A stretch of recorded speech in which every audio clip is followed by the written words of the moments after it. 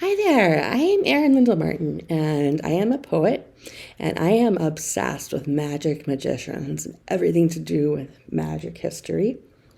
I wanted to hopefully share a little joy today with some fun little poems from the magic series I'm working on. And I'm not alone, I have a special guest here in the form of this bobblehead of Harry Houdini that I recently won in a trivia contest sponsored by the Magic Detective podcast.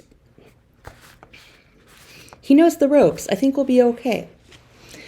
So my magic project includes a lot of different kind of poems and prose pieces, and some are serious and some are silly, and I think it's a pretty good mix. The poems I wanted to read to you today are the fun little quirky humored ones that I wrote while I was reading this book by Jem Steinmeier, one of the big names in magic books.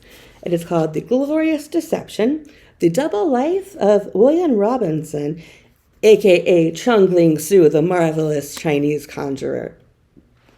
Around the early 20th century, it was really common for magicians to claim some sort of like Asian or Arabic heritage, just because it was more exotic and they were from these mysterious lands where magic was possible.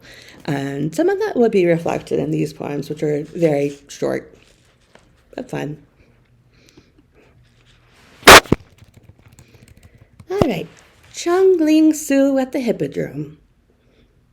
A man I want to impress is sitting in the box as I eat fire and pause to throw coiled ribbons around his neck.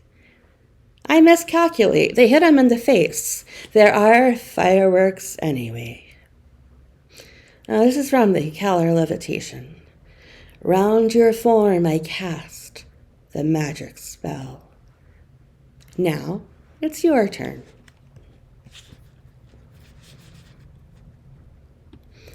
This one is for Thelma the Living Half-Lady.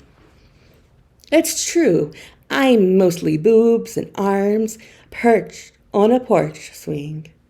It's true, I'm half a girl, but wouldn't you like to see the tool that did this to me? It's an example of the fake Orientalist heritage stuff. The fakir of Ava restores a smashed watch by shooting a pistol in the air. He catches silver coins out of nothing, turns paper shavings into milk of sugar. I knew him when his name was Isaiah Hughes.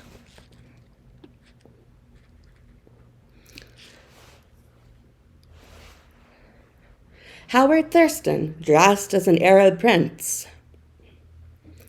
I'm your assistant, and I get to help you take full balloons from an empty hat. Every night you take out all the balloons, and the next night there are more.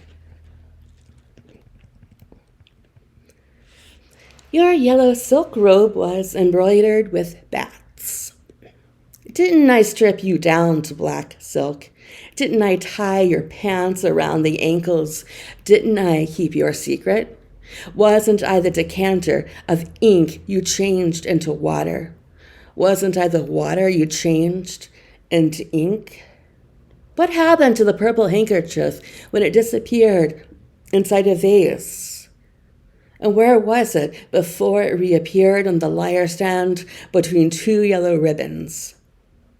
And the fire you ate, I was the smoke, the embers, the silk ribbons, and more silk ribbons, and more silk ribbons. And did you not know I was the paper lanterns too? Didn't I tell you to close with the mystic cauldron illusion, the copious steam of wonder in the air as you pretended to be surprised your magic worked? So Chung Ling Soo, William Robinson's wife, also got into the act, and her stage name was Sui Sin. Sui Sin, I thought we'd join a book club, but you said I was Chinese now, and you shot me with an arrow. Your man does a fine show. Sometimes all that stands between a man and magic is a mustache. The man's magic.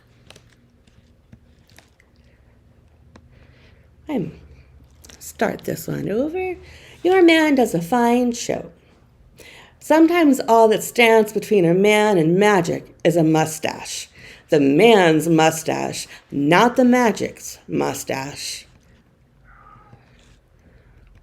It was pretentious, energetic, and dazzling. Sigmund Ignatius Neuberger got dealt a crappy lot as soon as his birth certificate was inked. His dad imported silk, and Sigmund left home to paint scenery. Somewhere along the way, he pretended to be a freak named Big-Headed Boy, whose head had a circumference of 48 inches. And here's the last one for you. If you are a blowhard, pretentious-ass magician and your dog dies, Houdini will bring you a puppy just to cheer you up. It's in the magician's code. It will be a mutt, but you can name it Beauty and say it's an exotic breed named the Gekund. I hope you enjoyed my little magic poems. I am having a blast taking a deep dive into everything from the final Houdini seance to the tradition of gospel magicians to the sorts of things you heard today. I hope you find magic in your day or wherever you go. And Harry and I are wishing you all the very best.